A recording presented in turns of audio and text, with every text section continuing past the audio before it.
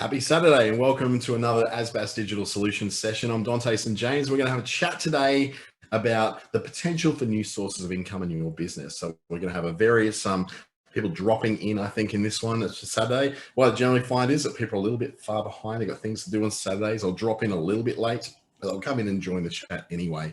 But it's a good opportunity for those of you who are on the line at the moment, who may join in for a bit of a live chat to see what opportunities we can find, particularly for your kind of business. Thank you to those of you who have joined me this morning from across Queensland, Northern Territory and Western Australia to see how we can find new opportunities in the things you already do or the things that are sort of just parallel a little bit on the side. Hope you don't get scared away by my new t-shirt. I ignored the rule where you have very block colored t-shirts when you go into Zoom calls. I decided to wear something very, very stripy. So hopefully it's not throwing your camera out by too much. This is a bit different to what I normally do. Normally I would do a bit of a PowerPoint presentation, but this morning I think we're going to have a bit more of an open chat. So be prepared to be called up into the microphone to have a chat so we can talk more specifically about your circumstances, the sources of revenue you've got now, and some of those sources of revenue that we may be able to find that are very close by or related to what you already do. A very open chat this morning. It is brought to you though by Business Station and the Australian Small Business Advisory Services Digital Solutions Program in conjunction with Regional Development Australia Brisbane in Queensland and Treaty Business Consulting in the Northern Territory. You can watch this later on YouTube or through my Facebook channel as well. Just look for my name, Dante St James, you'll find it there. Not my profile, through my page, and also through my YouTube channel and Business Station's YouTube channel a little bit later on today. A bit of background about me, if you haven't met me before, I have got tons of certificates and all that sort of thing. I'm one of those guys who's got so much imposter syndrome going on that I go and learn and gather certificates all over the place just to feel like I'm a little bit more capable or a bit more, somehow more credible if I get a few more pieces of paper behind my name. It's a terrible thing to have to do, but it ends up you've got lots of pieces of paper. So that pretty much takes care of the whole thing to do with what's going to appear on screen. The rest of this is all about you. So what we're going to talk about this morning is some of the ideas of what you may be able to do for your business that may be there. Now, it'd be really helpful if you come on the camera as well, if you're on this call here this morning. Now, we've got Jackie on here who's saying that got a specific question. It doesn't have her own website for paintings yet. Should I try to sell them on Facebook Marketplace? We'll look at some of those options for you as well. And anyone else who wants to contribute whatever they want to talk about as well. This is going to be a very personalized, it's a very small group this morning on what we talk about when it comes to what we're going to cover in your small business and what we're going to have a little bit of fun with. So let's get underway now, Jackie. Hopefully you're ready to come aboard with me and maybe even whack on your camera if you've got the capability to do that. And we can have a bit of a chat about exactly what you are asking too and see if we can find some other revenue opportunities that may sit out of the normal stuff where we go for just, shopping with a website, for instance. So you should be on now. Jackie, good morning. Good morning, Dante. I just got to turn up my volume a little bit because I can barely hear you. There you go. Oh, sorry, maybe turn. No, that should be fine. I don't know how to turn on the camera actually from here. I don't know if I can do it. Let me see if I can get you to turn on the camera. I can go. For a look shit, but never mind. No, it's fine. It's fine. Just go ahead. We'll pretend you're there. Yeah. Like the question I had, I suppose I started trying to set up because I want to on-sell some of my older works, not newer works, stuff that I've got sitting around. It's crowding me. And also I just need to make some money quickly. I want to turn stuff over so that I can feel cleared and get on with it, to make more. So I looked at setting up Facebook shops and I was following your YouTube, if you like, the one that's on YouTube now.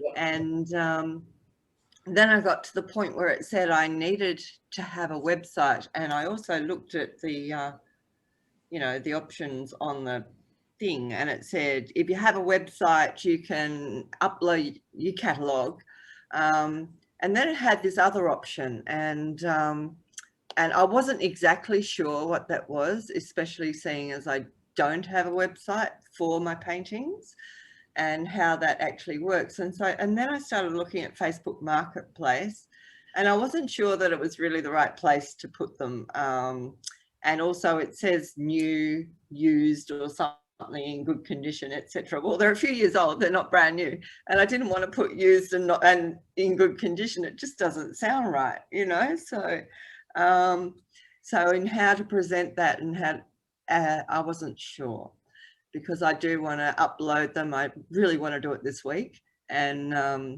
I really can only sell up here in the Territory at the prices I want to sell, which is about half the price of what they would have been in the exhibition, because of freight costs. And like recently, I just sent a painting down to the Alice Springs Senior Territorian Art Prize, and it cost me $350 one way to pack and send and insure, you know.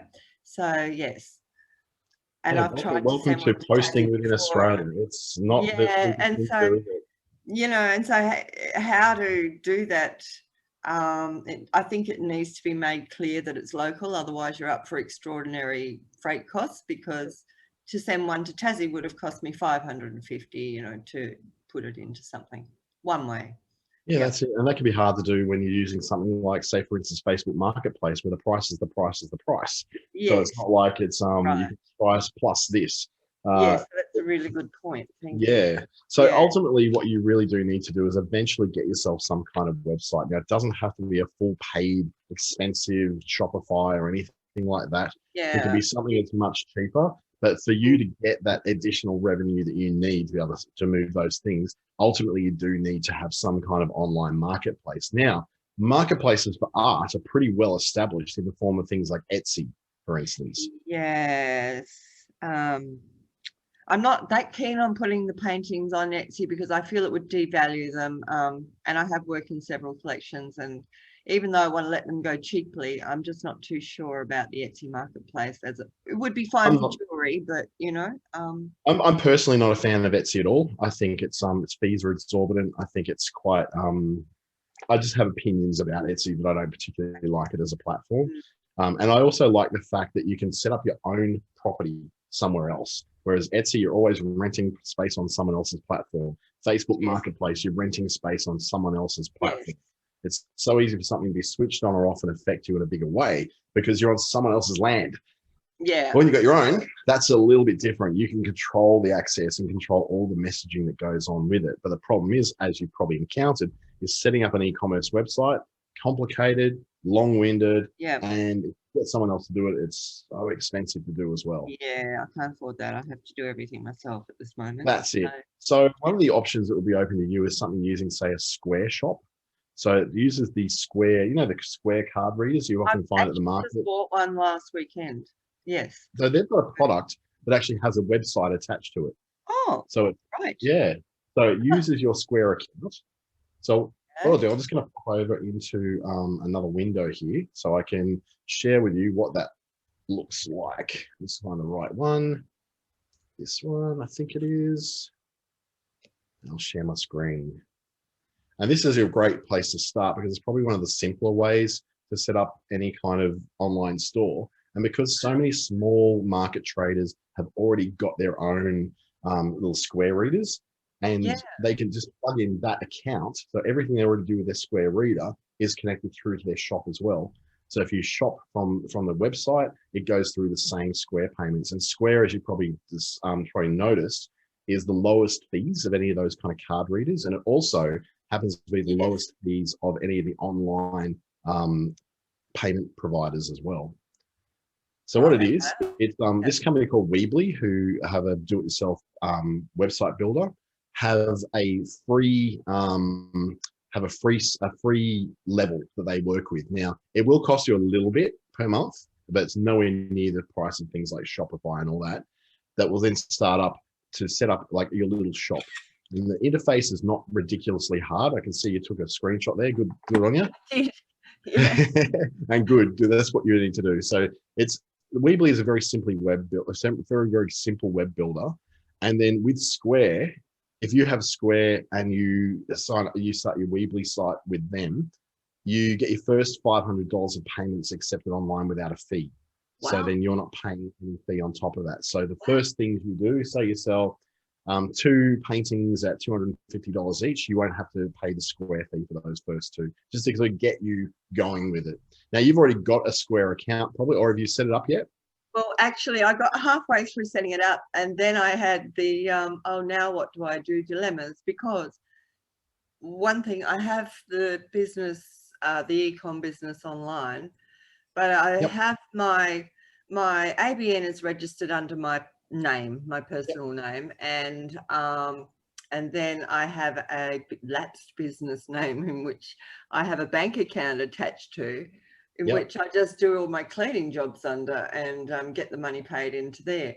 So I was wondering, where it says trading name and business name, and this is so ridiculous that I get stumped on something like that, but I did. Should I just put my name where my ABN's registered under? Because, you know, that's my art name basically.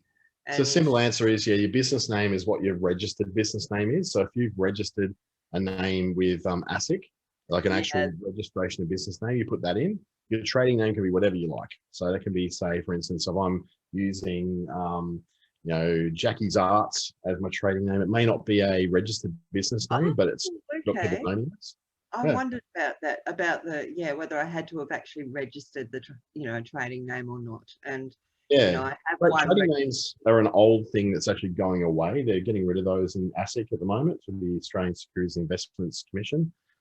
They used to be like a thing you'd have to register. So you'd have to register a business name, but you also go, my business name might be AJ and MC Smith Proprietary Limited, but I would have a trading name, which could be Happy Puppy Arts.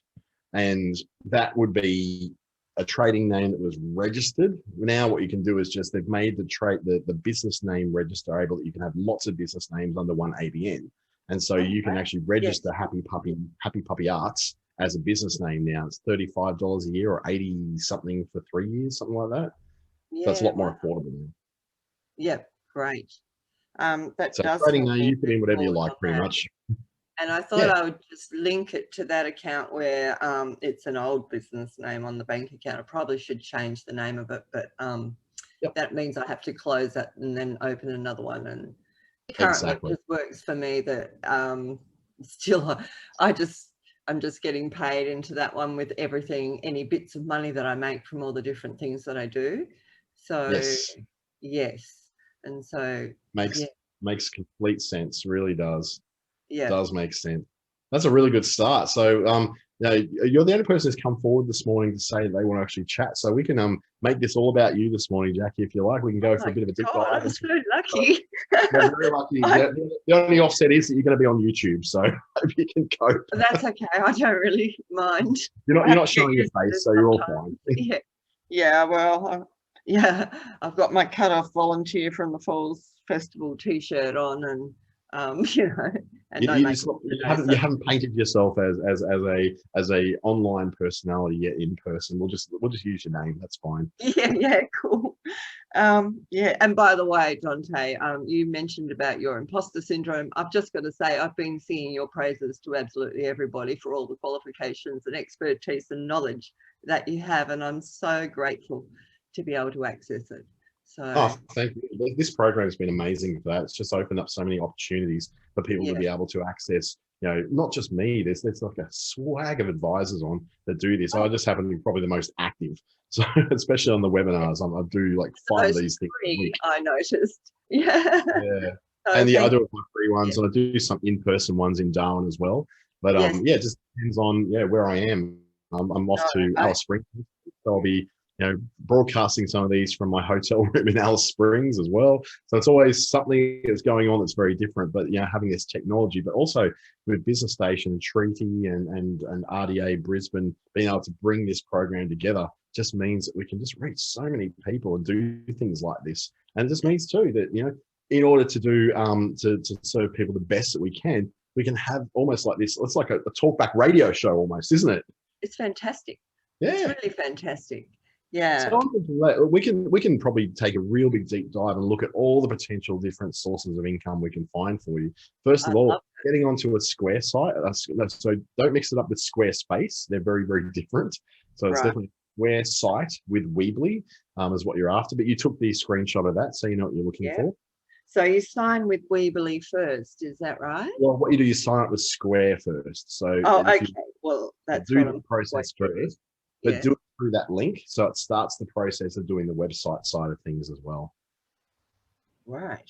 And because Because you've I did notice that on Facebook, something to do with, I think it was Square Shop or something, but I didn't know what it meant. And I looked at that this morning because I was yeah. trying to, yeah. So, So that will at least give you a place to be able to do the selling and load things up on your own terms and your own pricing, but also put your own messaging in there, making sure that you are, if you're only going to sell to the Northern Territory, that you only are selling to the Northern Territory. But if someone says, oh, I'm in Western Australia and I'm willing to pay the extra cost for that, yes, then hell, you'd be mad not to spend totally. money. You know, well, then I'd tell them I'd get a quote through Pack and Send because, I mean, they do insure the stuff. And I think that's important, you know. Yeah, there's certainly Yeah, opened up a whole new market for, I guess, for the trade from home people who don't necessarily feel like they can go through Australia Post and feel like those costs are like Australia Post can well, be completely the one ridiculous. thing, Australia Post doesn't guarantee any delivery times, you know, at this moment through COVID. And that was one of the reasons I didn't use them. Yeah, And also for the insurance on the work. Um, yes. And I had something else going on in my head just then. that's all Uh, right. That's all right. just let me get back to that. That's Anyway, all right. So, well, what we can do is take a look at what some of the other opportunities are for you are. So, one of the yeah, things with e-commerce that can really work when you're, particularly when you're just starting out and you're quite small, is that you can be on as many platforms and marketplaces as you possibly can be on. So, for yeah, instance, we've gone, okay, let's get you on at least your own website. That's a good start. Getting on the yeah, cheapest possible, easiest possible thing that's going to hook up with your Square card reader and work through that one account, so it makes your accounting much easier.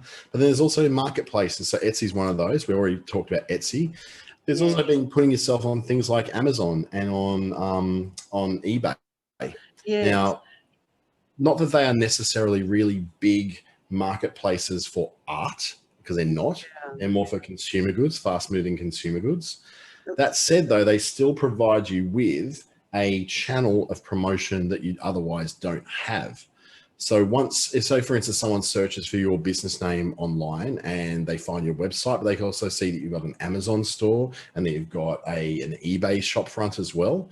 There's just additional points where people can see you. It's not necessarily about going, oh, well, I'm not going to make a lot through there. It just makes you look more credible.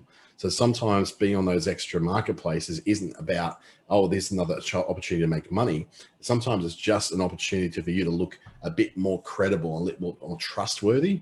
You've yes, been on tons of my webinars where I talk about the trust factor and how that does half the selling for you. If you're credible, it's why I flash all my credentials about, because it makes me look a little bit more trustworthy and credible that I've actually done study for this and certifications for this, rather than just being a pundit with big hair and big teeth. Definitely not the big hair. Maybe the big teeth. Got good teeth. You've got a great screen presence. I don't know what you're talking about. So, No, but I definitely don't have the big hair, so I can't go on the big hair. But the ability for you to have the extra bit of credibility that allows you to be more trusted, I guess, when they do find you on your website, rather than some random Weebly website. They can go, oh no, this person sells their stuff on Etsy, they sell their stuff on eBay, they sell their stuff maybe on Amazon or some other places like that. That makes you look a lot more legit, I suppose. And that's what you want to do. People want to buy from people they feel like they can trust. yeah.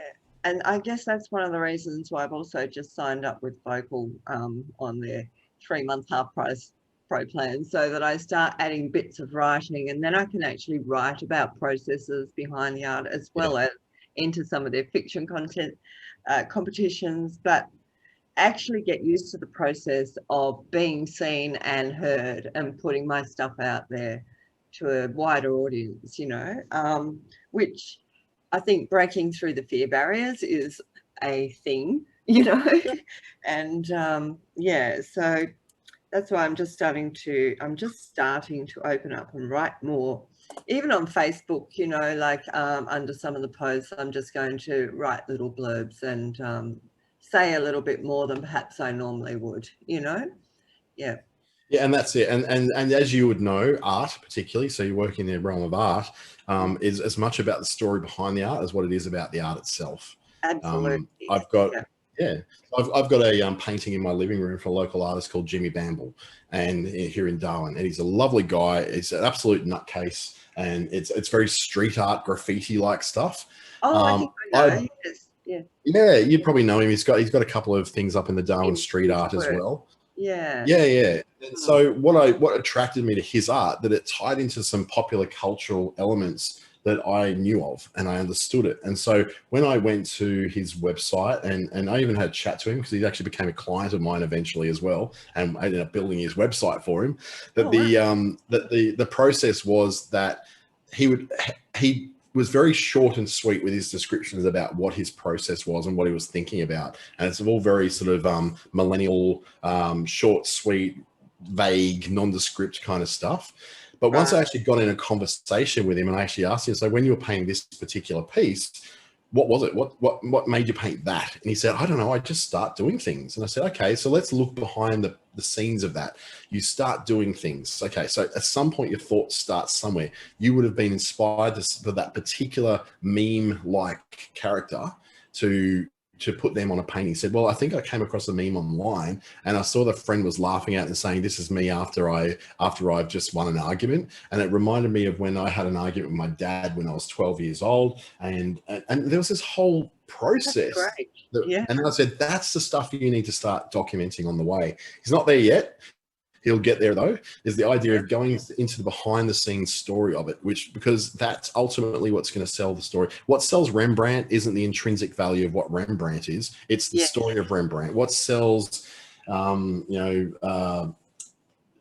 any sort of those classical Baroque kind of or new romantic kind of artists is the story behind them. It's not necessarily that painting itself is not necessarily genius. It's Yeah. the thought process that went into it, the mystique that's been creating around it. So if you can bring that onto an online platform in some way by telling a story, That's it's actually really what I wanted to do with the works too, and I couldn't really tell if I was going to be able to do that with either Shopify shops or Marketplace, even if I did use those. So I'm actually really so you actually excited can. about So going through marketplace is a little, squares. marketplace is a little short and sweet with Yeah, description.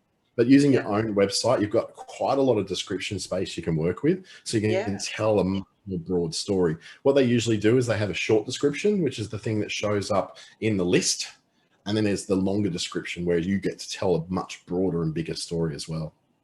Mm, yeah, I just, well, because I have like a slightly esoteric nature and my mind does sort of like go into these things, like about the work, you know. That's why when I did have the exhibition back whenever a few years ago, particularly, the work was just sitting on the walls and it kind of wasn't enough for me, So I organised my own artist talk in the space and invited people, and that was great. That was enjoyable, and people came, and they got a lot. The ones that came got a lot more out of what the processes or ideas were. Yeah. So That's exactly it. So what you'll find then is that you may want to find a way to bring a new source of income out from the online world is to look at what the artist talk looks like online.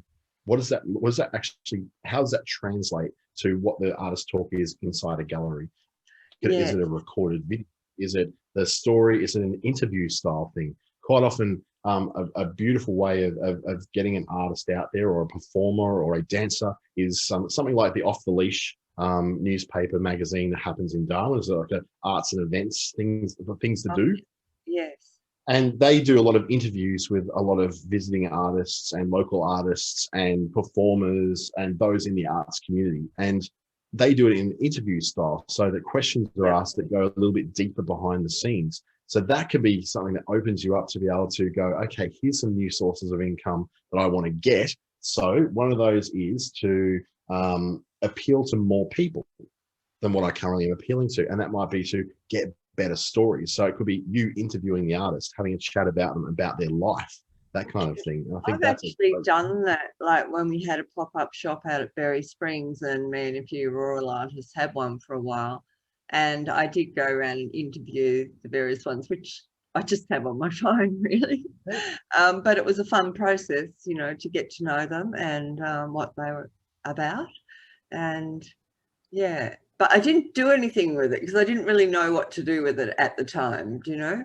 And permission-wise, how people would feel about that, I sort of realised that you need to these days protect yourself with whatever you put on and have release forms signed, etc., as to how Yeah, you're going and to all use that, particularly when you're dealing with Indigenous art, where there's some well, cultural, anybody, yes, yeah, yeah, and anybody, yeah, but there's yeah, particular cultural sensitivities there that may be, yeah. particularly Well, if I that used to person. run an Indigenous art department for nearly 10 years down at Bachelor here. So, yeah, Perfect. so, You know yeah, exactly what I'm talking about. yes, absolutely I do. So, yeah, yeah. So you're a Yeah, bachelor, are you? I live at Lake Bennett. So that's why All these right. online things really suit me because to drive an hour up and back, you know, it's costly and it's time cost as well and energy costs. So, Right. yeah, yeah. I'm actually doing a set of workshops in Bachelor on Monday Oh, yeah. at the Litchfield Motel. Yeah. So it's Oh, part of the tourism NT roadshow that we're doing. oh And my so God. there's kind of like a complete how to be a marketer kind of thing. So I, even though you're not a tourism operator, what I will do is I'll just put into the online chat a That'd be great. Wow. what the thing is to go to. So it's tourismworkshops.com.au. It's Yeah. free. Yeah, fantastic. So even though you may not qualify necessarily as a tourism or a tour provider, arts is a large segment of tourism in the NT. It So totally is. they work hand in hand very much so. So I would Yeah. say, for instance, in Catherine, when we did one there, we had the Godman Yijard Regional Arts Gallery and Centre were in there. So they were an arts thing that's actually looking to become more of a tourism attraction in that town. So I think Wow. that's something that you could be I'd love to you come. could benefit Plus, a I'm one great of deal the from. administrators of the Kamali Watch page. So, Perfect. So come along. yeah, yeah. So awesome. Yeah, I think Litchfield Regional Tourism, but some reps from there are going to be there too. So yeah, all free. So just come along and enjoy it. Have a bit of fun, and it goes from pretty much from I think 9 o'clock in the morning through to about quite late in the day. So Yeah. it's a very full-on, intensive marketing course covering all those things. That sounds amazing. I'd love to. By the way, Dante, I believe the road on the Bachelor Road, the crossing is flooded currently, so you'll have to Oh, take the really? Crater, yeah, take the Crater Lake Road, which is supposed to be an Right. all Okay. this weather Oh, road, but you just go down good. further and and then turn in there. Yeah. Okay, I might have to pass it on to my colleagues who are Yeah, coming down from because from TUMT. yeah, yeah, just letting you know because it does get really flooded that road just in this little tiny section. Good And to know. Thank you. yeah, yeah. Yeah, the car I'll be driving is not really geared for water crossings.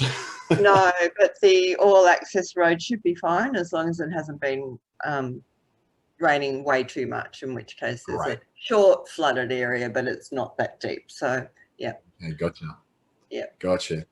yeah. All right, so let's look at some other things that might be other areas where you could probably find some extra revenue. So I've looked at things like the marketplaces are really good. So some of the things you can look at for revenue wise is getting confident, and this will probably make you go, really? Is sort of almost like a guided tour of arts in the arts that you know of. So for instance, if you know what the like teaching someone to appreciate Aboriginal art from the top end, if that's where you're sourcing it from, or wherever you're sourcing your art, to I make art. almost Yeah, yeah, it's just yeah, a way of appreciating and interpreting Aboriginal art for the complete and utter beginner. And that's a course that, even though you might do that as a free thing, to go, okay, this is how to spot what Central Australian art is. Here's what, and the Central Australian can start from around sort of like Largemanu, Wanayaka, kind of that. As you're starting to get further down beyond Catherine, you get more so the dot painting, whereas up the north, it's more like lines and hashes yeah, and all that sort of thing. it is. So, yeah, so Yeah, even though I've worked in the field for a long time, I haven't been in it for a few years, but I used to do fly in, fly out to Numbulwar to run the Vet Schools program in arts for the girls. And sometimes I attended their language workshop, which was in the classroom as well. And I was a great example to the lady about deep knowledge, the elder who was presenting it, because she could show the girls that basically I was like the baby in the room with very little knowledge, you know, and they for them to foster deep knowledge in their own language was, you know, they already had quite a deep level of knowledge in that field, far more than me, you know. So it was a great twist, if you like, in who's an authority. They were definitely the authority in culture, you know. Absolutely. And that's where I'm sort of leaning towards, is that whilst it may not be a income source on its own, what it does open up is the ability for you to have that additional authority and credibility. But in completely on the side of that, there could be an entire course that you could create that goes online. That's a completely automated process. That's just about all to do with the Aboriginal art of Northern Australia, how to interpret it, what it is, buying it, that kind of thing.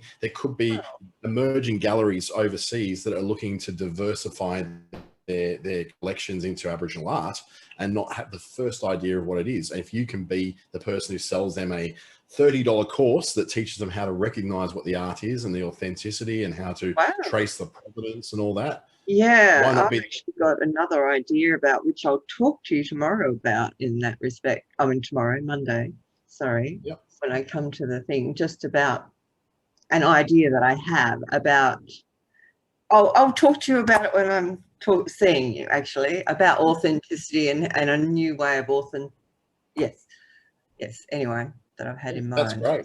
So all those are opportunities for you to be able to do exactly that, to be able to go forward and go, okay, well, I'm going to do something that's a little bit different. I'm going to do something that's a little bit more out there. And they're all opportunities for extra revenue, which is exactly what you're finding, is to diversify the revenue. So it's not just based upon the art itself, but it can be around the education about the art, running small groups where you can have a workshop on Aboriginal art appreciation. They could just be like, remember, you know, adult night classes? We used to have them years ago, and you go off and learn a new skill. Yeah, there you go.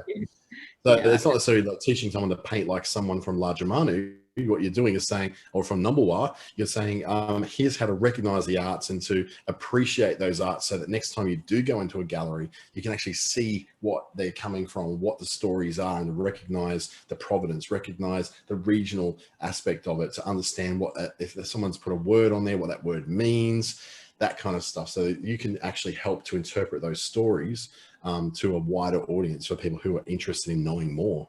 For me, I'm one of those. I don't know the first thing about Aboriginal art except for dots and lines. And yeah, that's a good start. Yeah, and that's very, very broad. That's very, very broad. So I've got a lot of assumptions there. But that might be for someone who wants to know a bit more about it. Then bang, then you've got the course that's ready for them to do, either in person, or you can do it even in terms of, and look, and here's another idea, and this is something that nobody is doing in your region, in Darwin, in the top end, right? Is a tour of wanting to wanting to go on a tour of the Aboriginal art galleries around the Darwin region. Right. No one's doing that. You could do that. Okay. Even if it's just you rent out a bus and a driver for the day. Now, of course, I've actually got an LR license. Oh my goodness! So you could probably get the insurances that are required for that easily enough. I used to drive the bachelor bus with the students and take them on excursions around galleries and things. Yeah, exactly. Yeah. So you can do the Aboriginal Art Gallery tour of the top end. So you go to where those different galleries are, and the best part of it is that that you're able to then also go to places that are off the beaten track. So they're not necessarily the galleries as we know them. So it might not be, say, the Karen Brown Gallery, or it may not be, the galleries in Parap. I can never remember the name of it, but you know the ones I'm talking about. May have that in there. You can go to places where it's in someone's garage that they're actually doing. I was just thinking about a couple of my ex-students. I've got a couple of them up here that are very good artists, you know? Yeah. So there's a possibility there for you where if you're someone who knows the stories, understands some of those interesting like side stories that go on, that you understand what the provenance is, you understand what the background is, and you've actually spoken with the artists and spoken with, you know, the people who work in the regional galleries where these things originate. My goodness, you can do something that nobody else is doing, and it's not being done. Nobody's doing this. I work very closely with tourism, and there's no one doing this at all. Wow, something I hadn't even thought of. Yeah, even if you rent out a thrifty bus for the day, fill it up with, you know, 12 people, and throw in lunch at a certain place where you go to, or a morning tea. You can have a whole day tour of immersion in Aboriginal art from the top end. Well, we used to, like say with Bachelor, we'd just started to order the lunch from the kitchen, you know, so they'd pack the big esky, and we'd either have a sandwich lunch or a barbecue lunch, depending. And if it's in town, then we had our certain spots where we'd go have a picnic, you know. And so it's not beyond me to think that way. Yes. Yeah. So you put together an Aboriginal art tour, essentially. And even if you bring along someone who, you know, even if you get someone from Larrakia Nation to join you on the tour, and once every now and then it adds a whole other perspective to it that you haven't had before. Wow. This has opened up a whole new world of opportunities, hasn't it? This is what we do when we do a bit more of a deep dive, because this is usually I do very, very planned things. So I walked in this one knowing I don't know who's going to turn up to this particular webinar or what we're going to talk about. But if we keep it to like finding those new sources of income, those new ideas for business, I'm a very big fan of people not necessarily closing down a business and starting a new business. I'm a big fan of, okay, they're doing this business. What's the things that are running alongside it that they can move into?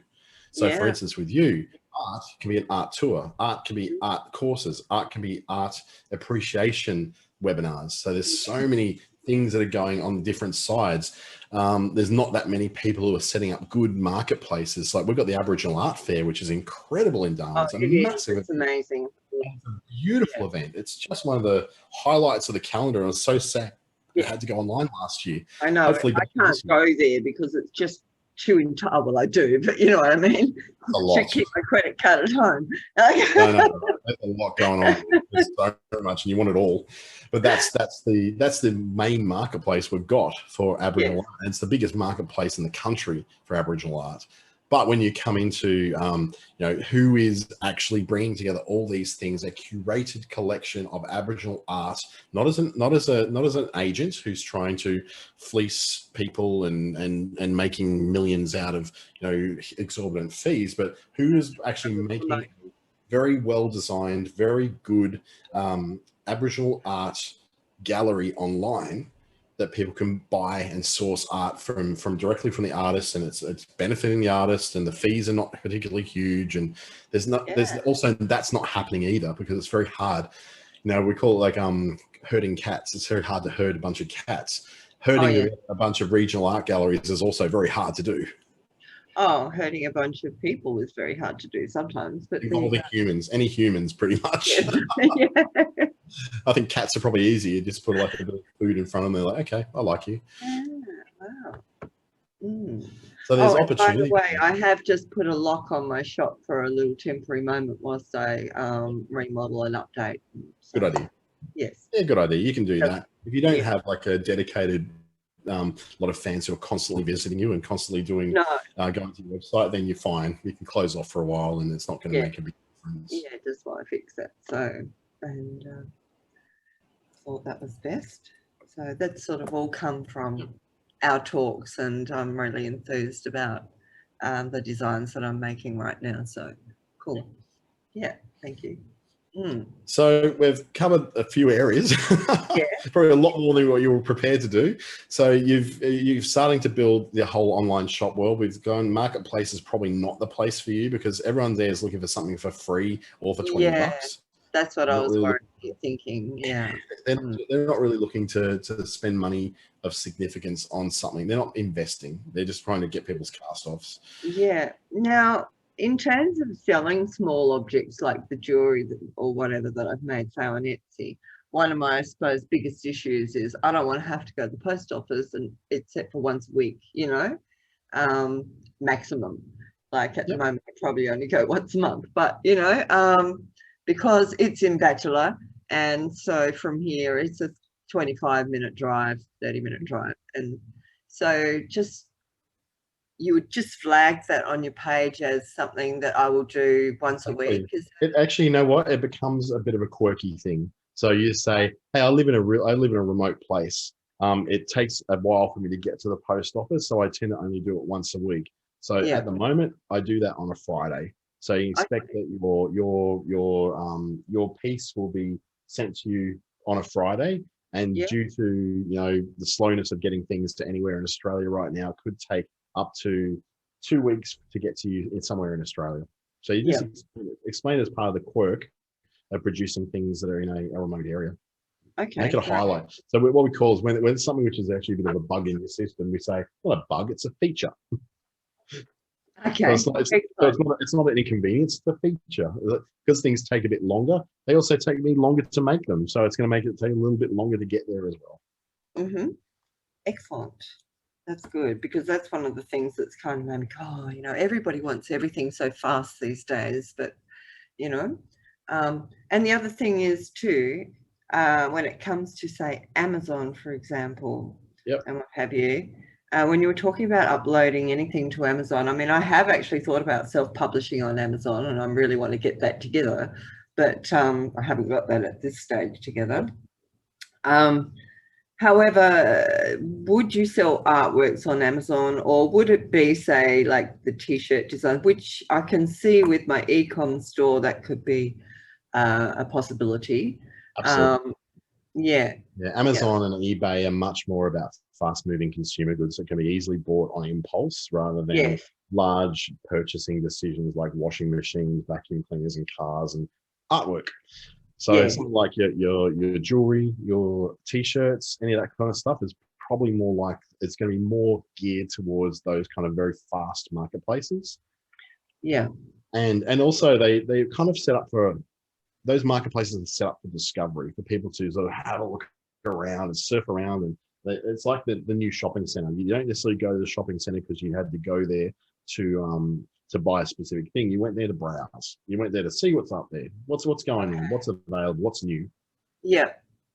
I'm not that kind of shopper. So to me, that's not appealing to me, because I'm not a browse shopper. I'm a very very goal-oriented shopper. I need to buy a pair of shoes. I go and buy the pair of shoes. I don't stop for a coffee. I don't stop for a chat. I don't go and say, oh, what's new in that shop?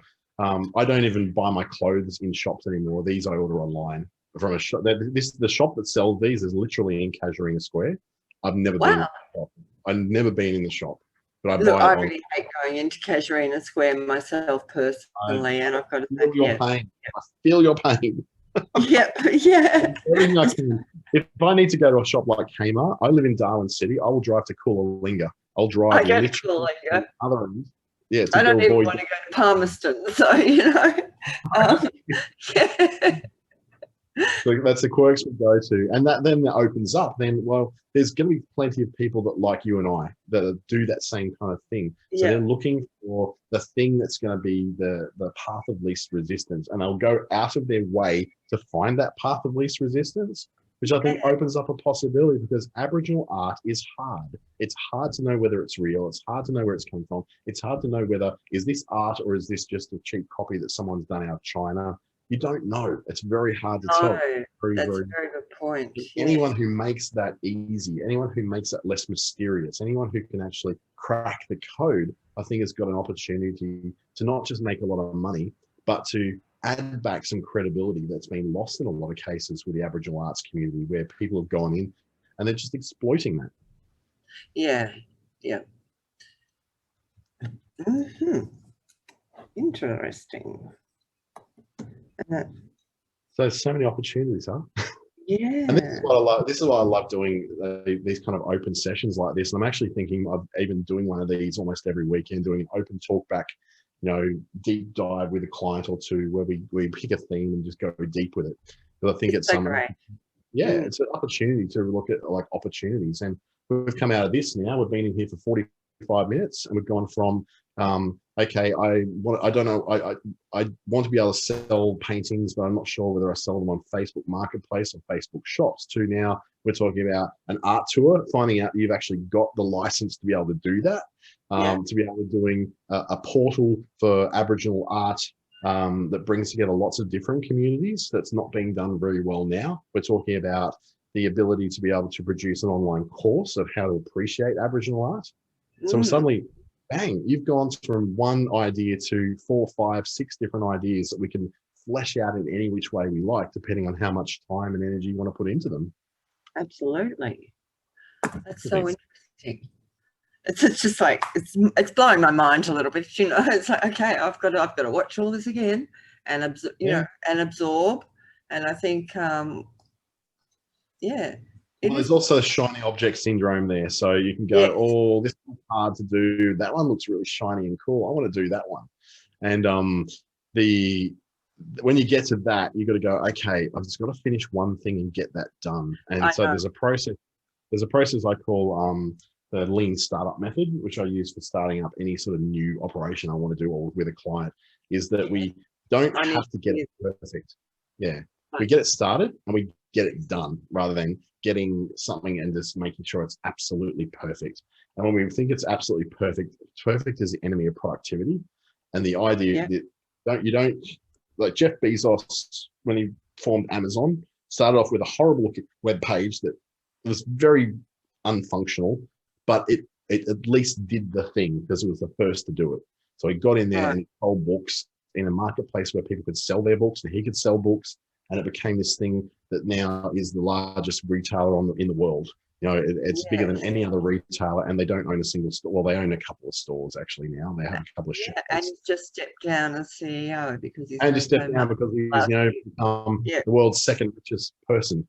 So it's just incredible. This incredible world he's been able to create, but he didn't do the perfect thing first. He did the thing that at least worked, and that's what I think. That shiny object syndrome can sort of get us a little bit. A little bit carried away where we go, well, but I don't own the bus to be able to take everyone around that tour. I don't have the logo. I don't have, all the connections with tourism. It's like, just start the thing. Just start. I can make the bus stuff. I can graphic design. So, I can do pretty well all that stuff. Instead of the perfect thing, you do the thing that gets you started. And that's a thing called a minimum viable product. You do the thing that at least gets it started and gets it moving. Even the lean startup method even goes so far as to say, stuff the logo. Amazon didn't have a logo when they started. They just had a word, Amazon.com. That was it. That's all they had. And they got started.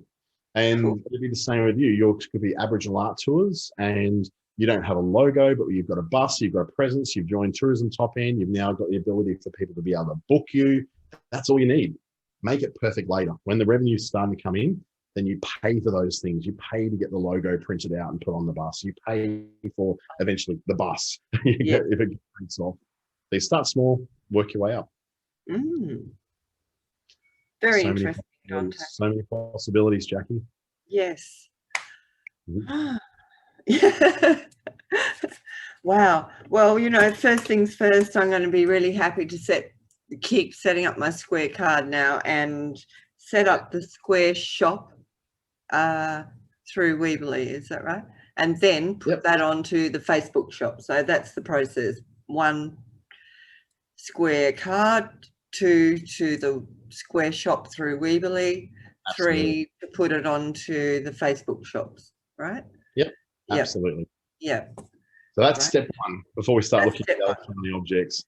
And then now, because you know that there's so many opportunities for parallel revenue that's going on that's very closely related to what you do, once you get that first thing down pat, then you go, okay, this thing's really chugging along nicely. Now I can start working on the other thing. And because you've already got the name and the presence and the credibility, it's so much easier to do that second thing. Yes. Yeah. Oh, thank you. That gives me a great start and something to go on to and get my teeth into because, I think we can stop ourselves. As you can see, I stopped myself halfway through signing up the card, which is just too ridiculous for words. Because it's overwhelmed. Yes. Yep. So thank you. I need that kind of advice to sort of just say, just do it. Yeah.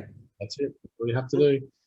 Jackie, I'm going to wrap it up there because I think we've Okay, covered a thank lot of you. ground. I could actually talk to you for hours because I'm fascinated by the work you do.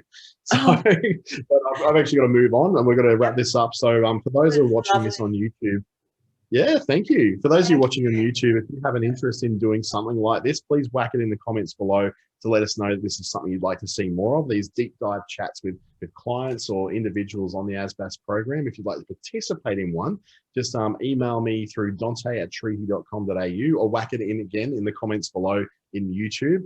On your screen, you see this is brought to you by Business Station, the Australian Small Business Advisory Services Digital Solutions Program, Regional Development Australia, and Treaty Business Consulting. You can see all this series on YouTube at Business Station or by following my name, Dante St James. Jackie, thank you again for being such a great sport and taking part in this. Thank you, Dante. Thank you so much. I can't even express how much I'm so grateful. Thank you. Yeah. And hopefully we'll see you and everyone else who joined in to watch this with us today again as we do this as part of the ASBAS Digital Solutions Program. Thank you and have a fantastic weekend.